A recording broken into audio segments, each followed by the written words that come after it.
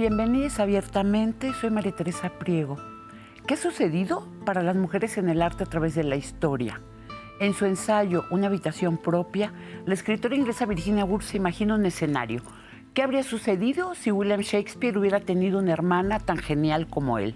A esa hermana imaginaria la llamó Judith y nos narra cómo la diferencia en la educación, las oportunidades, la libertad para elegir de una y de otro habrían condenado a Judith a limitar sus talentos y a ser la sombra silenciosa de su hermano genio. ¿Recuerdan ustedes aquella frase? Antes se usaba muchísimo. Mujer que sabe latín no tiene marido ni tiene buen fin. Los movimientos de mujeres crearon una propuesta que es la antítesis de la frase anterior. Lo personal es político. Aunque de manera bastante desigual, los tiempos han cambiado, sin duda, a partir de que la condición de las mujeres logró ser convertida también en un problema político. Nuestra invitada de hoy es la artista visual Magali Lara. Me gustaría que indagáramos junto a Magali cuál fue el proceso de la llegada de las mujeres al arte y, por supuesto, cuál es el lugar de las emociones de una historia de vida en la obra de un artista como ella. Hay que hablar de nuestros deseos, hablar de lo que nos duele, lo que nos hace felices, lo que nos avergüenza, lo que nos da miedo. Traemos tanto dentro, silenciado y secreto, tanto no dicho. ¿Cómo hablar de lo velado, de lo oculto, de lo que nos mueve? Las palabras que nombran tienden puentes y construyen futuros. Ayudan a escucharnos y respetarnos. Cada cabeza es un mundo, una munda. Somos cada una, uno, tan singulares y tan diversos. Conversemos de eso y de casi todo, abiertamente. Magali Lara tiene unos ojos muy azules y muy grandes. Quizás ser ojona es un destino. A veces una lo piensa cuando observa su obra y cuando la escucha. Magali mira con una deliciosa singularidad. Sus ojos alcanzan hasta allá, donde con frecuencia las personas vemos sin ver. De eso va ser artista, voltear la realidad como un guante y devolvérnosla para que nosotros también aprendamos a mirar. Un lienzo, un muro, sus pinceles, sus gises, una superficie pequeña o inmensa. Pinta en un atril o se sube a una escalera, va con todo, sus periodos de colores intensos, sus periodos de grises. Las emociones, ese es el punto. Magali no les teme. Y si les teme, se aguanta, que de eso se trata, mirarlas cara a cara, hablarles de tú. Es de esa ebullición interior que surge su obra. Sus comienzos corren paralelos a los comienzos del feminismo. Recordemos los años 70, el intento de construir sororidad, recuperar la cotidianidad en todo su valor. Una cama, un tendedero, una historia de amor desafortunada, que se narra a través de un par de sillas, separadas y vacías. Esos años 70 tan llenos de preguntas. Nosotras las mujeres, ¿qué podemos aportar de disruptivo y de nuevo? Nos dicen que lo propio de lo femenino es lo emocional guardado, pudorosamente, de los muros hacia adentro. Muy bien, ahí les van de regreso esas pasiones nuestras habladas por nosotras mismas. Les regresamos sus estereotipos transformados. Las mujeres tomamos la palabra, tomamos el espacio de lo público. Las históricamente musas vamos a crear, vamos a recuperar las obras de aquellas que nos antecedieron. Magali con sus formas como flores bellas, dulces o furiosas, sus flores provocadoras y sensuales, realiza cada vez ese sueño tan íntimo y tan colectivo. ¿Cómo el arte habla por mí? ¿Cómo lo que puedo crear refleja nuestras búsquedas colectivas? Tomemos la palabra, es nuestro dolor, nuestro derecho, nuestra alegría. Bienvenida Magali Lara, artista visual, maestra, gestora cultural, considerada ya por la crítica dentro y fuera de México como una artista de culto. ¿Cómo ves esa solemnidad, Magalita? Qué bueno que regresaste. Sí, qué bueno estar aquí de nuevo. Sí, es raro, de verdad, eso de... Por supuesto, es lindo que te lo digan y para mí tiene que ver con un reconocimiento de una carrera que ha sido bastante independiente, que a veces ha sido, ya sabes, contracorriente totalmente, y entonces que también es una cierta edad, ¿no? Uh-huh. Y por supuesto que pues lo agradezco, ¿no? Sí tiene siempre una cosita rara, pero sí lo agradezco. En este momento hay una exposición tuya que es una retrospectiva uh-huh. de toda tu trayectoria en el Museo Universitario de Arte Contemporáneo de la UNAM. Y también tienes una en Nueva York. Sí, en ISLA, que es el Institute for Studies for Latin American Art. La de el MUAC está pensada, no tanto, por supuesto que es una retrospectiva, pero está pensada como una revisión y por eso empieza del presente para atrás, en el sentido que nos interesaba a Virginia Roy y a Cuauhtémoc Medina, que son los curadores, y a mí, con mi equipo, mostrar, digamos, la relación interesante que para mí es vital entre técnicas, temas y proporciones, ¿no? Digamos que cada época tiene materiales distintos, colores distintos y también maneras de entender la abstracción y la figuración. Un poco lo que decíamos, que al principio es muy figurativo y al final es muchísimo más abstracto. La de Isla es interesante porque escogieron 3 momentos y creo que hicieron una especie de museografía peculiar, porque lo primero que ves es la obra de los 90 que tiene que ver con árboles, una idea más mística, más arquetípica, que tiene que ver a partir de mi viudez. La otra es de los 70, muy temprano, que están Las Ventanas, y una obra que yo hice sobre Frida Kahlo, en el 78, que salió el libro de Raquel Tibol, el primer libro que conseguimos de Frida Kahlo, y resulta que era un libro que hablaba mucho de Diego Rivera y poquito de Frida. Tenía cosas lindas, pero era un libro más bien, ya sabes, como de Frida subordinada a Diego, y me dio mucho coraje. En ese tiempo ya existían las fotocopias y es la primera vez además que yo tenía acceso a reproducción de obra de Frida, y entonces yo fotocopié las obras e hice mi interpretación de los cuadros y lo que yo pensaba que era Frida. Y la última sala tiene todas estas pinturas, que son como estas que tú escogiste, que tiene que ver con la habitación, ¿no? Que es la pintura que yo hago cuando paso de los 20 a los 30 años en mi primer departamento, y que viene una exploración no solamente de cómo habitar tú ese espacio como una mujer sola, sino habitar tu cuerpo, con todos los tabús, digamos, los socialmente concertados, pero los internos también, ¿no? Eso, digamos que con eso termina. Margarita, tú mencionaste Frida Kahlo. A mí me gusta muchísimo esta cuestión de hablar del cuerpo, de la emoción. Bueno, es de las cosas que más me gustan. Pero ha despertado mucho rechazo el hecho de que haya habido una tal comercialización. Un rechazo al punto que siento que se deja de ver su obra en sí misma. Y por otro lado también se dice, bueno, es que hay otras pintoras que han quedado totalmente ocultas, ¿no? Por la sobredosis de Frida Kahlo. ¿Tú qué opinas de eso y cuáles son las otras pintoras mexicanas que te gustan? Yo creo que Frida Kahlo es muy buena artista, independientemente de todo lo que han hecho su familia con estas cosas que tú ya te encuentras Frida Kahlo en botones, en no sé qué. Pero lo que es interesante es que sigue siendo pertinente porque tiene que hablar, porque ella habla de un cuerpo que tiene una ambigüedad, con el dolor, con el placer, pero también si es masculino o femenino, y también con la naturaleza, ¿no? Hace poquito estaba yo hablando con Rita Eder y me contaba que han salido 15 libros más sobre Frida, y justamente tiene que ver cómo ha cambiado nuestra idea de género. Y Frida, por alguna razón, lo tiene puesto en los cuadros muy tempranamente.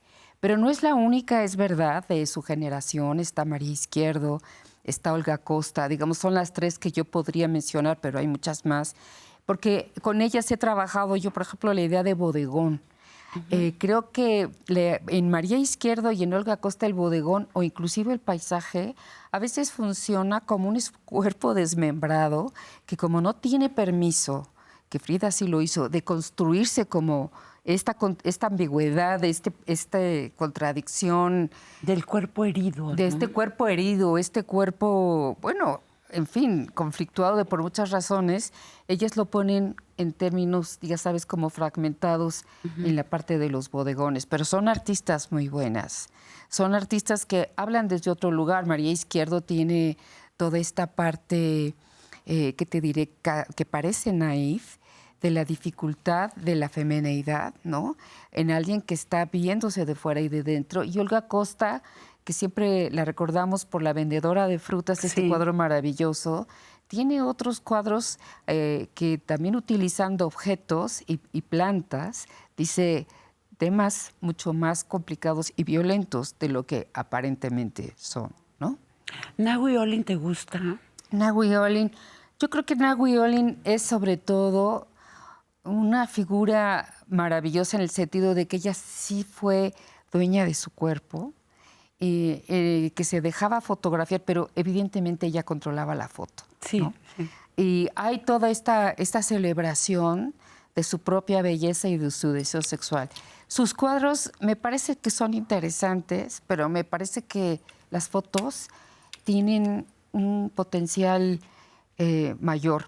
Y la compararía yo con Marilyn Monroe, que siempre se han dicho que las fotos de Marilyn son mucho más interesantes que sus actuaciones en las películas, que hay un dominio en esto interesante y que, bueno, lo podemos ver que cuando Cindy Sherman, ya en los 90, decide hacer sus autorretratos fotográficos y ahí podemos entender lo que estas dos mujeres hicieron con ese trabajo, esta manera de apoderarse de la mirada que se supuestamente las estaba dominando. Hay una especie de contraataque peculiar, ¿no?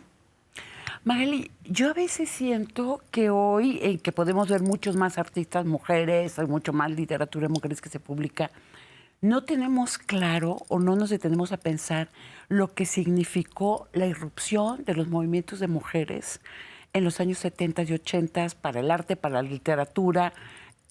Me encantaría que me hablaras de ese estallido. Quiero decir, era discreto, era acotado, sucedía sobre todo en las grandes capitales, pero fue a partir de allí que hubo una gran transformación. Totalmente.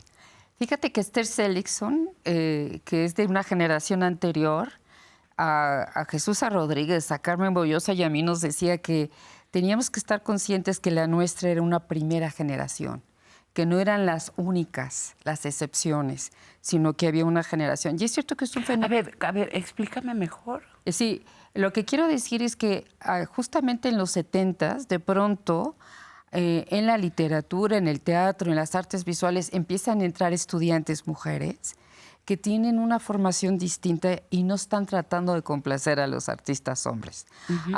Claro, eso fue porque había una generación anterior que había publicado ya libros, estamos hablando de Elena Poniatowska, Elena Garro, Rosario Castellanos, claro, pero también estaba Inés la revista Arredondo. FEM, en fin, donde ya se había hablado de la dificultad de cómo hablar desde la experiencia de un cuerpo femenino, heterosexual en este caso, ¿no?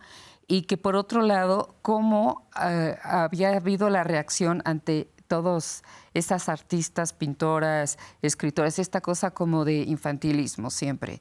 Yo creo que el feminismo nos ayudó a tener la claridad de buscar estrategias distintas sin pedir permiso y encontrar justamente la manera de poder dar voz a ese mundo que era distinto.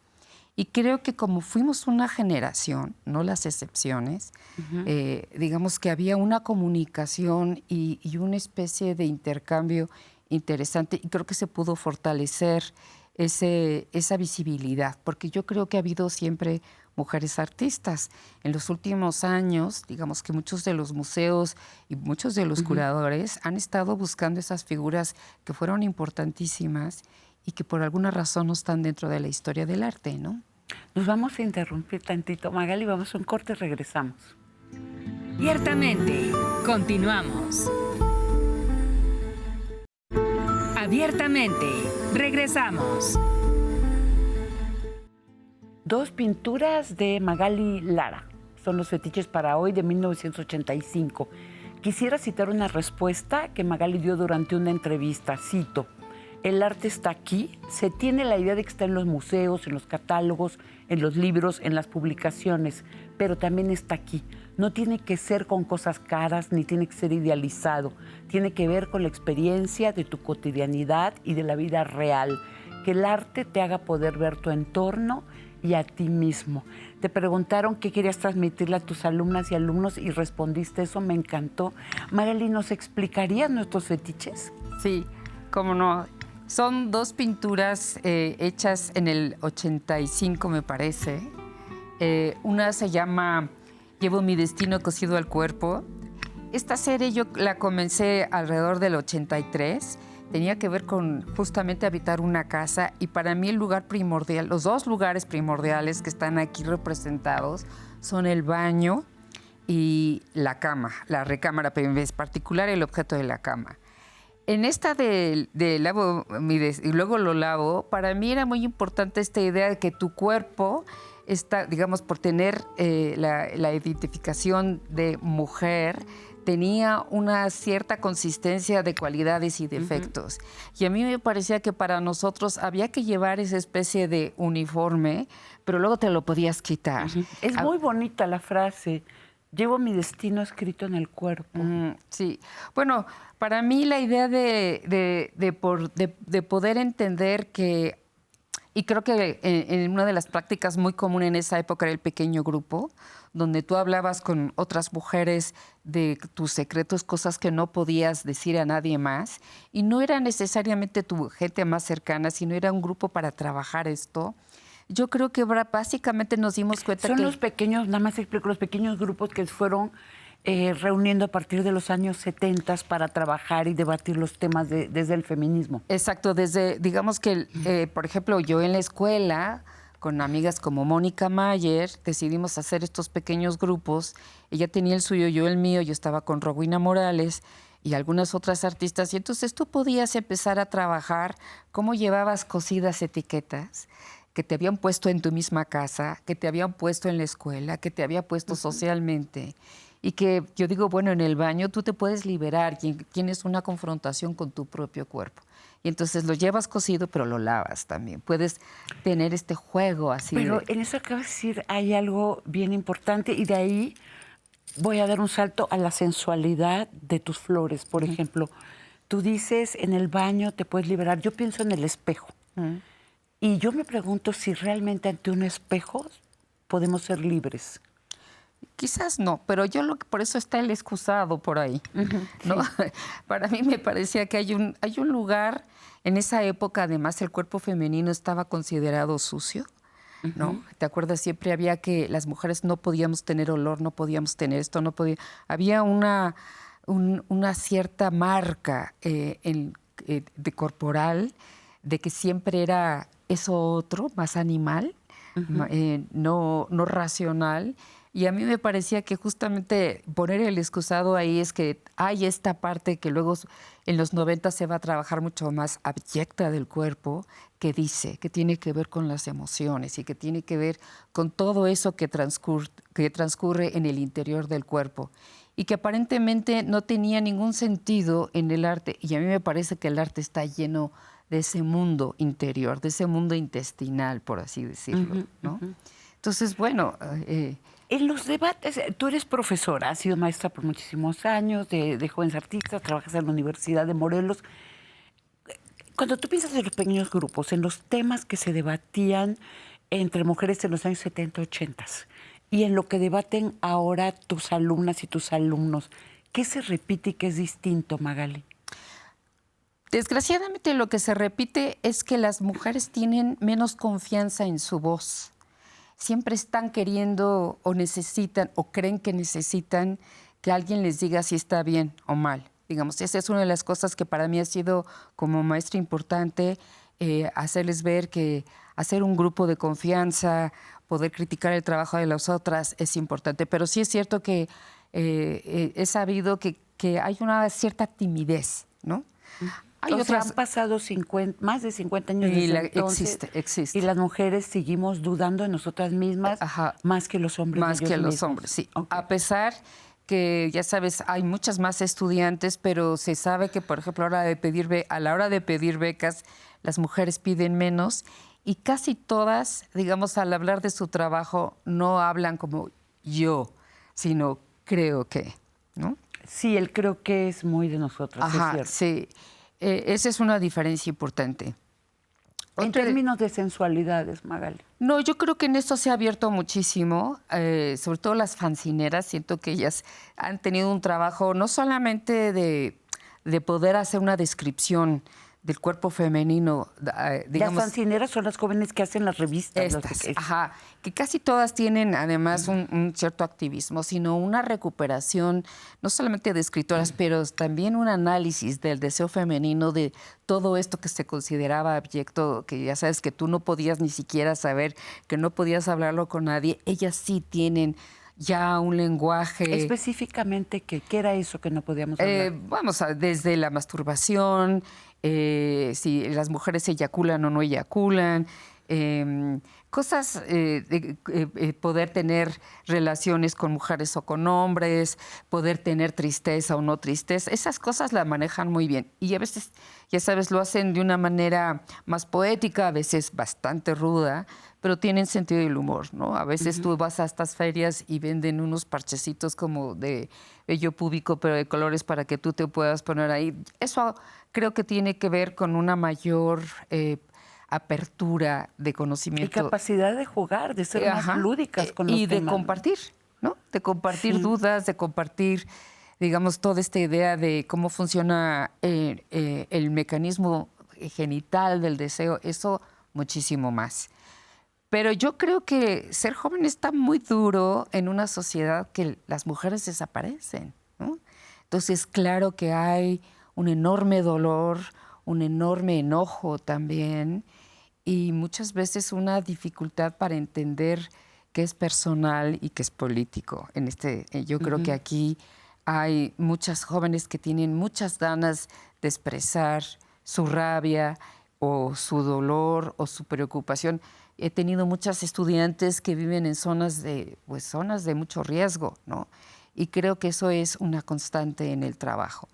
Yo creería que tendría que haber cierta educación en las escuelas de protección, ¿no? Cosas muy básicas, ya sabes, eso de siempre avisar a dónde van, toda esta parte de acá, y no se habla como una necesidad, sino que son pequeños gestos. Como una urgencia. Sí. Magali, yendo a tu vida personal, ¿no? Porque me parece genial cómo tu salida a la edad de la creatividad coincide exactamente con la época con la que todo eso estaba sucediendo. Lo veo con muchísima envidia. En los estados no estábamos viviendo esas cosas, era muy distinto. Yo te quisiera preguntar, en tu obra, por ejemplo, tú trabajas mucho las emociones, además hablas de ella con mucha libertad, te gusta mucho la poesía, la literatura, eres muy literaria también. Pero yo he notado temas que para mí me han golpeado muchísimo. El tema de la madre, el tema del amor y el desamor, el tema de la pérdida. Comencemos con la madre, para ir a los orígenes. Bueno, claro, todo hay una cosa biográfica. Yo lo he comentado aquí mismo, yo no tuve una buena relación con mi mamá, es hasta que ella enferma de Alzheimer que empiezo a entender y empieza a haber una conexión sin palabras, cosa que para mí... Eso, si pudieras explicarlo de nuevo, porque fue hermoso como lo dijiste. Bueno, yo tenía conexiones con mi mamá importantes, ella me regaló los primeros libros, pero había una dificultad de comunicación, yo creo que yo la irritaba. También entiendo por qué, porque yo le preguntaba, ¿por qué mientes? ¿Por qué haces esto? Y nunca sentí una mirada de aprobación a lo que yo era. Y de hecho, cuando empecé a trabajar y a ser artista, yo veía que eso le parecía feo, esa es la palabra. Mi mamá nunca fue a una exposición mía, por ejemplo. ¿Nunca? Nunca. ¿Sucedían acá en la Ciudad de México y no se desplazaba para él? No. ¿Y tú qué sentías? Por alguna razón me sentía liberada, porque justamente yo estaba hablando de cosas que a ella le parecían que no se debían de hablar, ¿no? Pero cuando ella enferma y cuando nos toca a los hijos hacernos cargo, al principio, creo que lo conté aquí, yo me sentía muy enojada porque sentí que al fin me había atrapado, que al fin me había encarcelado en esta relación madre-hija. Y el Alzheimer es duro porque tú ves cómo la persona empieza a deshacerse de lo que lo construyó como persona, empezando por el lenguaje, pero empiezan a aparecer otras cosas y para poderte comunicar con ella tú tenías que trabajar tus emociones, tú tenías que realmente querer ir y querer estar en esa disponibilidad. En un lenguaje no verbal, decía. No verbal. O sea, las palabras no valían. Ella creía que hablaba, pero estaba diciendo la misma palabra, pero ella podía leer siempre fue así, con mucha nitidez, cómo venías. Y si tú venías con esta cosa, ella era linda y podías compartir momentos. Y para mí, en ese lugar de no palabras, yo construí una intimidad con ella. Y creo que la última vez que la vi, digamos que estaba yo con 2 de mis hermanas, cada una a un lado, que eran más próximas, yo vi una mirada de agradecimiento, ¿no? Y para mí eso fue realmente... Una mirada de agradecimiento que te estaba dirigida. ¿La habías visto alguna vez? No, nunca. Ajá, muy Magalita, reparador. nos interrumpimos tantito, regresamos. Abiertamente, continuamos. Abiertamente, regresamos. Gracias por seguir con nosotros en esta conversación con la artista visual Magali Lara. Magalita, hay un segundo tiempo y tú te enamoras perdidamente de Elso, este gran artista cubano. Me encanta lo que hacía, me encanta. Sí. Te casas y te quedas viuda muy joven y tú dices que allí dio un vuelco tu pintura. Bueno, yo creo, yo ya había tenido experiencias de muerte. Uno de mis hermanos había muerto en un accidente de automóvil hacía unos años. Entonces, digamos, esta experiencia de muerte, que siempre la primera de alguien cercano, sí me hizo entender algunas cosas. Pero la de Elso, que fue, bueno, sí fue precipitada, pero... ¿Nos dirías el nombre completo de él? Juan Francisco Elso Padilla. Sí, porque en internet hay obra suya. Hay internet, está obra suya. Hay ahora actualmente en el Museo de Arte Moderno una obra de él colgada en una de las permanentes, que ha sido mi trabajo de viuda. Pero eras viuda a los 30 años, Magalita. 32 años, sí. Él también, los dos teníamos la misma edad. Fue muy difícil, pero él estuvo enfermo 6 meses. Y él tenía una intuición desarrollada, digamos, con toda esta cosa de las creencias, pero una intuición muy clara. Entonces él sabía que se iba a morir. Y para mí fue una experiencia muy fuerte acompañarlo, estar con él. Y bueno, lo que ves cuando la gente enferma, digamos, eso quizás es algo que me preparó luego para lo de mi mamá, pero es muy duro ver como un cuerpo... el cuerpo que tú amas también, y el cuerpo donde él se sentía que estaba su fuerza, su atractivo se va desvaneciendo. Pero él fue un marido hasta el final cariñoso y me cuidó en lo más posible. Eso para mí fue una lección de amor, ¿no? Como de veras, aún cuando hay dolor, puede haber un cuidado. Y él trató de cuidar también todo lo demás. Digamos que juntos hicimos toda la catalogación de su trabajo, pero también los agradecimientos a la gente que nos había ayudado. Estábamos en Cuba, la situación era muy difícil, tener a alguien que nos llevara a casa, todo esto era complicado. Pero inclusive con mi papá le mandó un reloj que tenía, que era como algo viejo, muy bonito, en agradecimiento de sus atenciones. Entonces, es cierto que esa experiencia vivida con mucho dolor, pero también con mucho amor, hizo un cambio en mí. Y luego hice un viaje, que es lo que siempre cuento en la exposición, de París. Mi papá no sabía qué hacer conmigo y me dijo, vete a París. Tuve la suerte Estás tristísima. Tristísima. Me encontré con Graciela Iturbide, que ella había sido, digamos, nuestra intermediaria cuando yo estaba en México y él en Cuba. Y que fue también, Graciela tiene una conexión con la muerte muy peculiar, y entonces fue de veras una enorme ayuda y una compañía. Pero yo hice un viaje. También hay mucho del trabajo de Graciela Iturbide que podemos apreciar en internet. Sí, un viaje a Varsovia, que ahí estaba mi hermana Ana, que estaba estudiando composición, y en el tren que tomé, que era un tren soviético, así que no había coche comedor, empecé a ver los árboles, estos árboles que podan en Europa para que sobrevivan el invierno, y por primera vez me identifiqué con el árbol. Entendí el arquetipo del árbol, lo que significa, ya sabes, el árbol significa la conexión con el submundo, con la vida, con el cielo, pero también la capacidad de reparar, de reconstruir. En fin, fue una experiencia para mí muy tremenda porque entendí que ver esos árboles me daba a mí compañía. No estaba yo sola y la experiencia de sobrevivir, de reparar, de reconstruir, de pronto me quedó muy clara. Y entonces justamente empecé a trabajar con árboles y el color empezó cada vez más a ser lo más importante en mi trabajo. Digamos que dejé la figuración y empecé a trabajar con el color. Y el color tiene que ver con emoción, ¿no? Tiene que ver, además, no solamente es el color, sino cómo aplicas el color en el lienzo, lo que le da ritmo, lo que le da atmósfera. Y eso para mí fue, digamos, a partir de la experiencia de la pérdida del que fue mi marido. ¿Fue cuando fuiste alejándote un poquito más y más de lo figurativo hacia lo abstracto? Hacia lo abstracto, claro, porque la conexión con el paisaje, digamos, en esta primera idea de árbol, pero luego tú ves el árbol y tiene que ver con el mundo, con el afuera, con la atmósfera, yo te diría hasta con el clima, ¿no? Uh-huh. De pronto trabajar con eso me empezó a dar esta reconstrucción, vamos a decir. Yo ya no era la persona. Reconstrucción interior. Exactamente. Porque lo que me quedó claro con esa imagen del árbol, de estos árboles podados así, es que a partir de la pérdida, tú no eres la misma persona.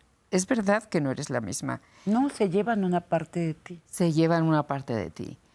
Pero no, eso no quiere decir que no te puedas reconstruir, porque hay algo ahí que aprendes. Para mí, creo que la lección tendría que ser, digamos, en términos así del trabajo, es que afuera en el paisaje había algo para mí. Yo también ahí podía tener... Y en términos no del trabajo, sino de la vida cotidiana. Bueno, yo muy pronto volví a tener pareja y fui madre, que para mí la maternidad fue una alegría, la verdad. Uh-huh.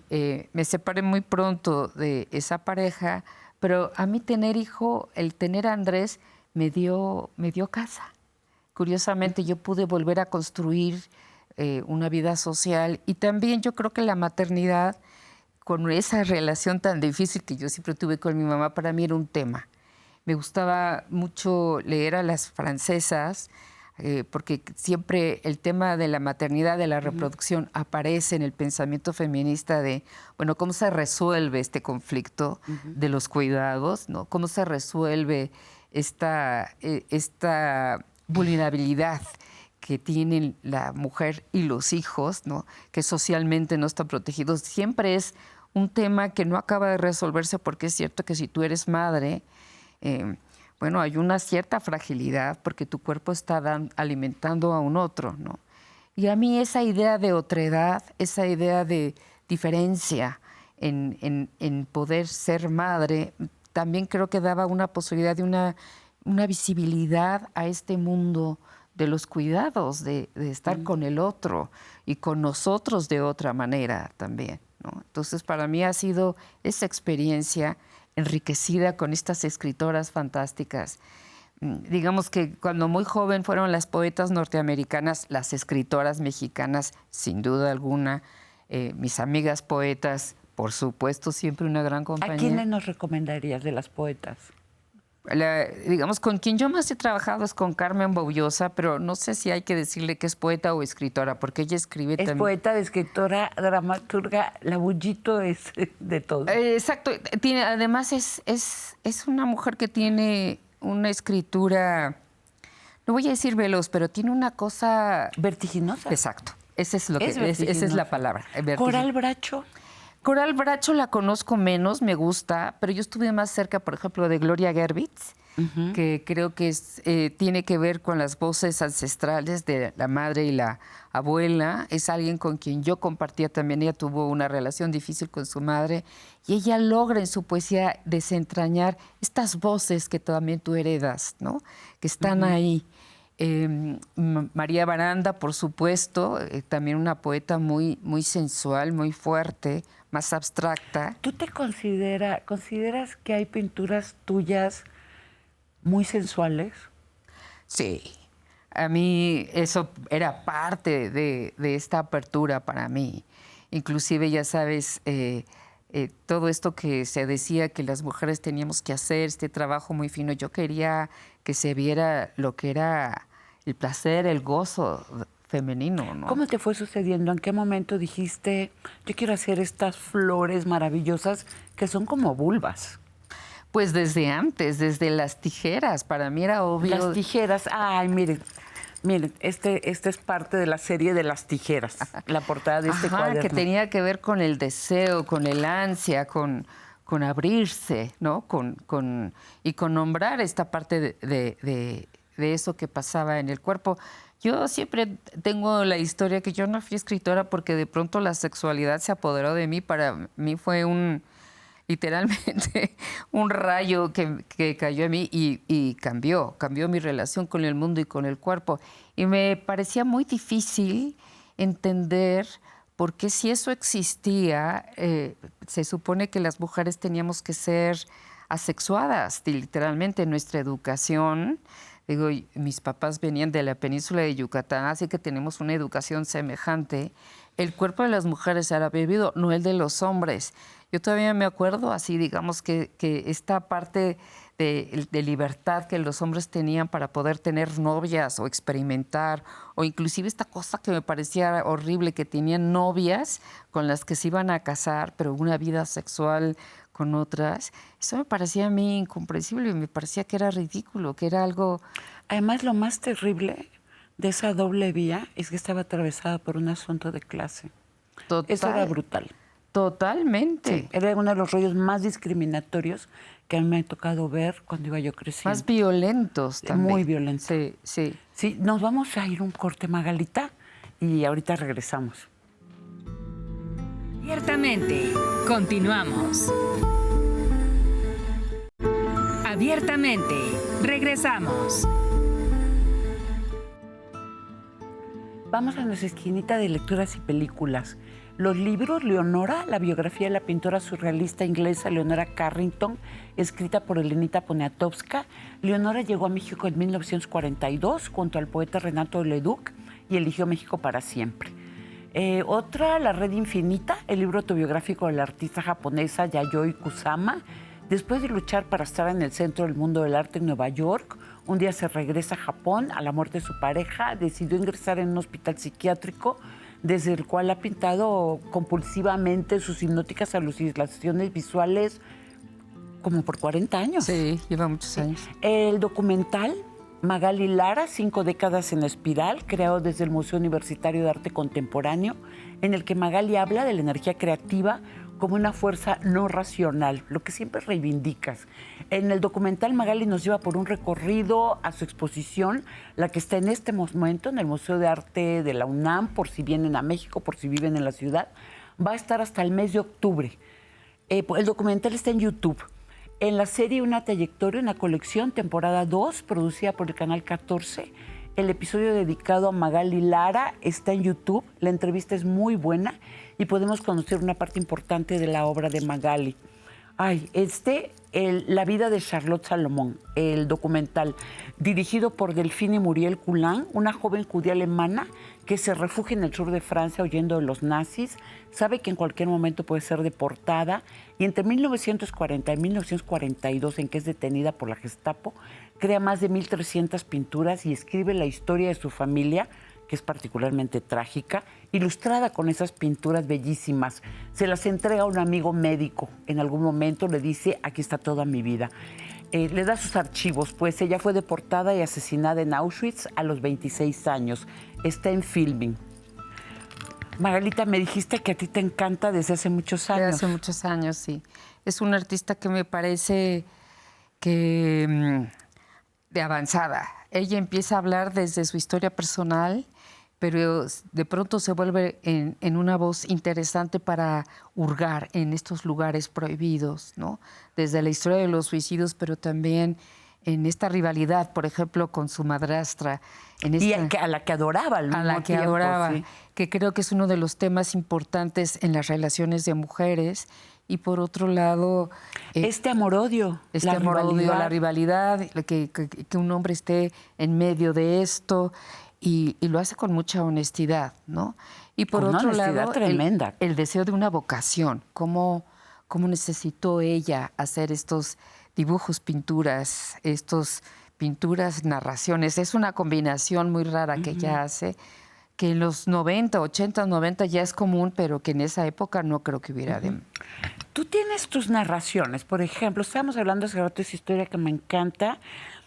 Parece muy importante el tema del amor y el desamor. Es como que siempre está ahí, ¿no? Sí. Junto a la sensualidad y esto.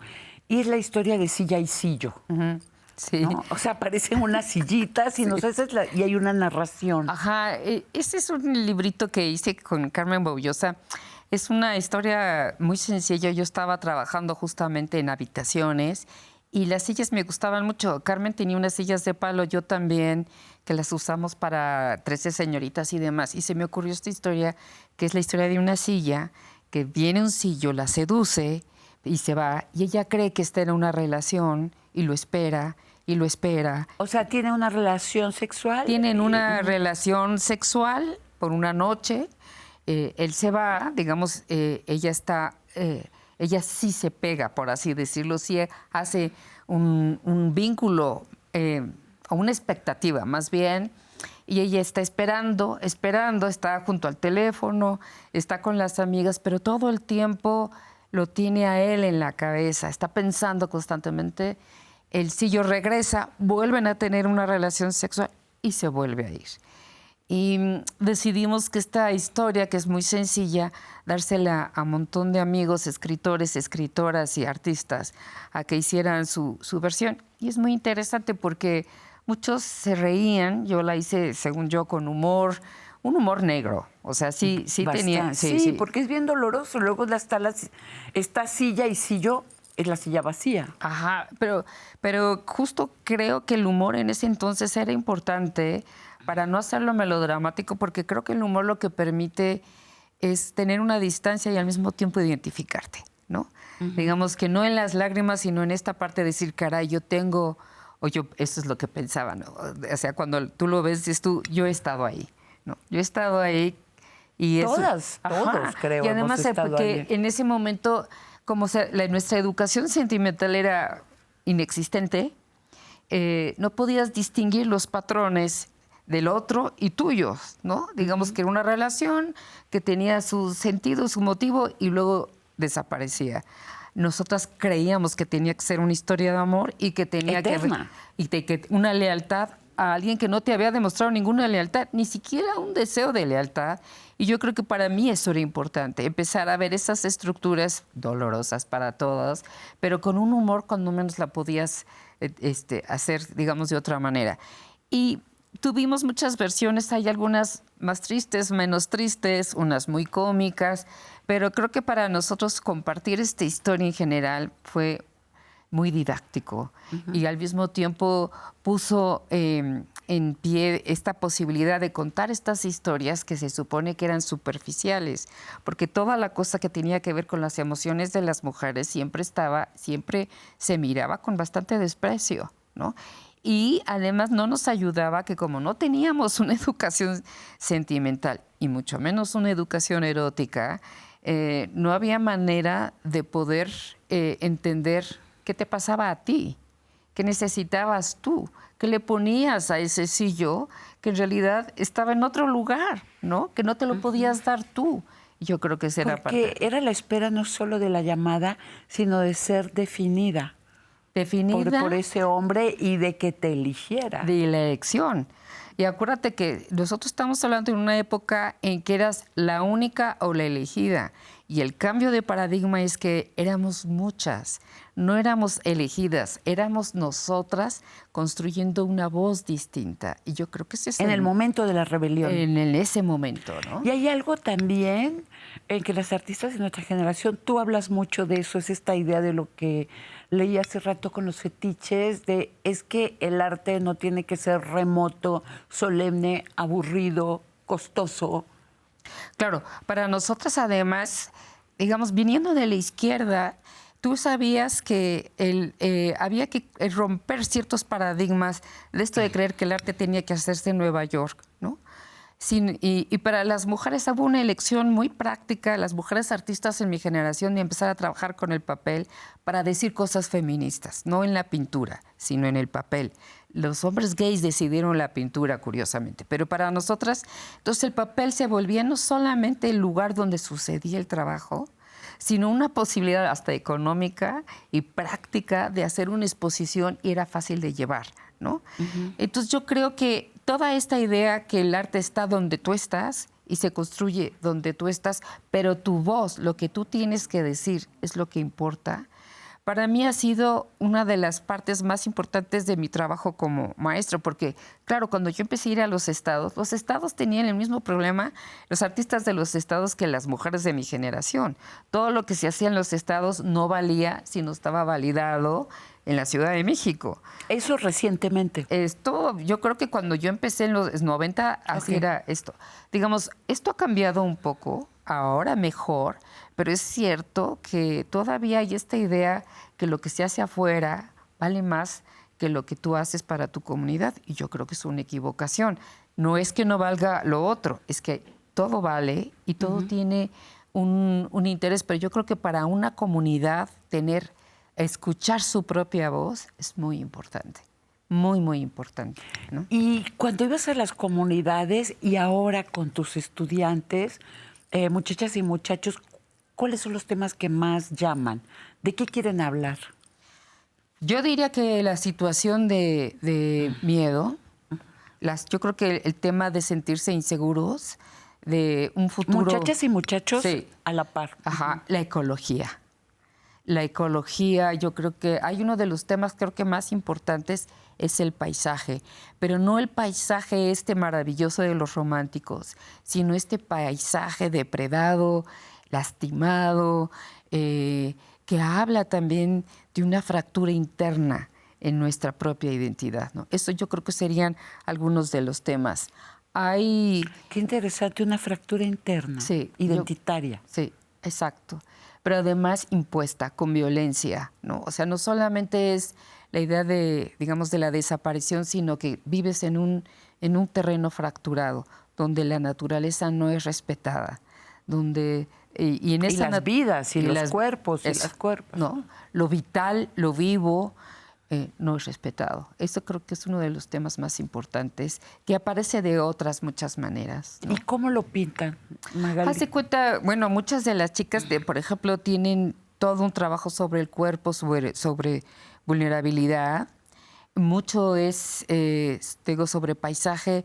Hay muchos chicos que trabajan sobre ruinas, que ha dejado estos intentos de modernización. Hay muchos artistas de pueblos originarios que están tratando de reivindicar el conocimiento de su propia historia, y muchos basados en su abuela, curiosamente, con la figura femenina de la abuela. ¿Qué más? Hay un trabajo sobre cómo la violencia ha destruido esta genealogía, pero también hay una mirada consternada sobre cómo la ciudad va invadiendo la naturaleza, el paisaje del que nos sentíamos como parte, ¿no? Eso básicamente creo que sería. Magalita, volviendo a ti, ¿qué es lo que más trabajo te ha costado pintar? ¿Cuál ha sido el periodo más difícil para ti con respecto a tu trabajo, en términos de tus emociones? Yo creo que el trabajo más difícil ha sido como de los 96 al 2000. Tuve algunas series que tenían que ver con flores y con madera, pero hubo una transición que me costó trabajo, y creo que tiene que ver con haberme ido a vivir a Cuernavaca, y de alguna manera empezaba otro tipo de obra más conceptual, y yo estaba intentando decidir cómo quería trabajar de manera pictórica. Y entonces era chistoso, y esas me decían, pero ¿por qué pintas? Ya la pintura ya se murió. Y entonces yo me sentí un poco aislada en ese momento. fueron unos años donde... ¿Alguien te dijo la pintura ya se murió? Sí, hombre. ¿Y qué la sustituye? ¿Qué quedó con en la ese instalación, inmenso vacío? con los ok, videos. perfecto. Eso fueron muchos años. Y yo me sentía aislada, necia. O sea, yo seguí pintando, pero aislada. Y yo sí creo que tener un grupo para hablar del trabajo, y tenía amigos, pero ellos todos estaban en la cosa de la instalación, pero ya sabes, en esta cosa de defender la pintura, una pintura además que yo sentía que venía de un aprendizaje conceptual, sí me costó trabajo. Yo siento que, digamos, viendo la obra de esa época, siento que fue una batalla, más me costó trabajo. Pero ¿Y ahora, lo que más te gusta? ¿Lo que más disfrutaste? yo creo que disfruto siempre empezar a trabajar, estar en esto que no sé a dónde va y que tengo ganas de ver qué pasa, ¿no? Esta especie de misterio, ¿no? De lo que, esta especie de enamoramiento a eso que apenas empieza a tener forma. Eso me gusta, me divierte muchísimo.